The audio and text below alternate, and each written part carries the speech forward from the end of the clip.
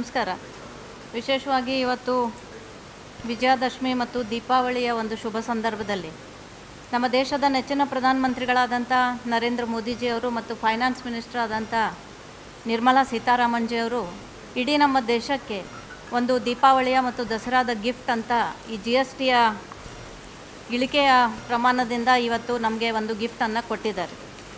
ಯಾವ ರೀತಿ ದೇಶದಲ್ಲಿ 4 ಸ್ಲ್ಯಾಬ್ಗಳಲ್ಲಿ ನಮ್ಮ GST ಇತ್ತು, ಅದನ್ನು 2 ಸ್ಲ್ಯಾಬ್ಗಳಿಗೆ ಇಳಿಸಿದ್ದಾರೆ.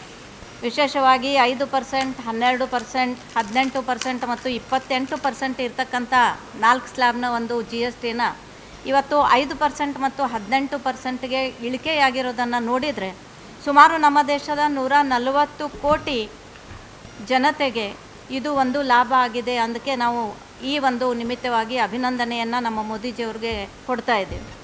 ಇದು ಇವತ್ತು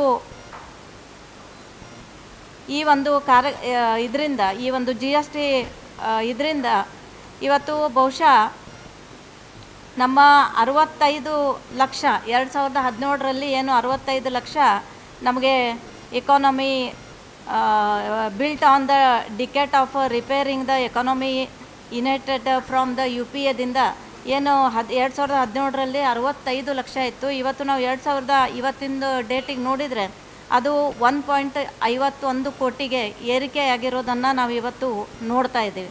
ಅದೇ ರೀತಿಯಾಗಿ ವಿಶೇಷವಾಗಿ ನಮ್ಮ PMAY ಅಲೋಕೇಶನ್ ಕೂಡ ಇವತ್ತು 4% ಇದು ಕೂಡ ನಾವು ಇವತ್ತು ಏರಿಕೆ ಆಗಿರೋದನ್ನು ಮತ್ತು ಒಳ್ಳೆ ರೀತಿಯಿಂದ ಎಲ್ಲ ಕಡೆಗೂ ಈ ಒಂದು ಸ್ಕೀಮ್ ಇಂಪ್ಲಿಮೆಂಟ್ ಆಗಿರೋದನ್ನು ಕೂಡ ನಾವು ನೋಡ್ತಾ ಇದ್ದೀವಿ.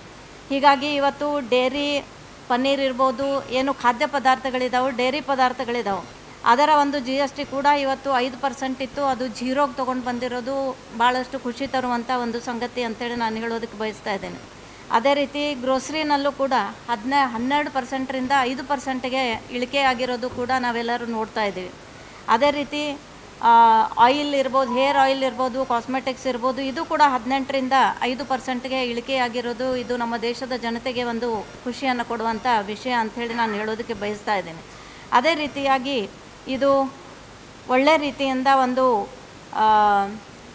ಇಳಿಕೆಯಾಗಿರೋದ್ರಿಂದ ನಮ್ಮ ದೇಶದ ಜನತೆಗೆ ಇದು ಒಂದು ಬಂಪರ್ ಲಾಟ್ರಿ ಥರ ನಮ್ಮ ಪ್ರಧಾನಮಂತ್ರಿಗಳು ಕೊಟ್ಟಿರೋದ್ರಿಂದ ಇವತ್ತು ದೇಶಾದ್ಯಂತ ಮತ್ತು ರಾಜ್ಯಾದ್ಯಂತ ಮತ್ತು ಜಿಲ್ಲಾದ್ಯಂತ ಎಲ್ಲ ಕಡೆಗಳಲ್ಲೂ ಕೂಡ ಸಿಹಿ ಹಂಚಿ ನಮ್ಮ ಪ್ರಧಾನಿಗಳಿಗೆ ಮತ್ತು ಫೈನಾನ್ಸ್ ಮಿನಿಸ್ಟರ್ ನಿರ್ಮಲಾಜಿ ಅವರಿಗೆ ನಾವು ನಮ್ಮ ಪಕ್ಷದ ವತಿಯಿಂದ, ನಮ್ಮ ಪದಾಧಿಕಾರಿಗಳ ವತಿಯಿಂದ ಒಂದು ಅಭಿನಂದನೆಗಳನ್ನು, ಧನ್ಯವಾದಗಳನ್ನು ಸಲ್ಲಿಸ್ತಾ ಇದ್ದೀವಿ.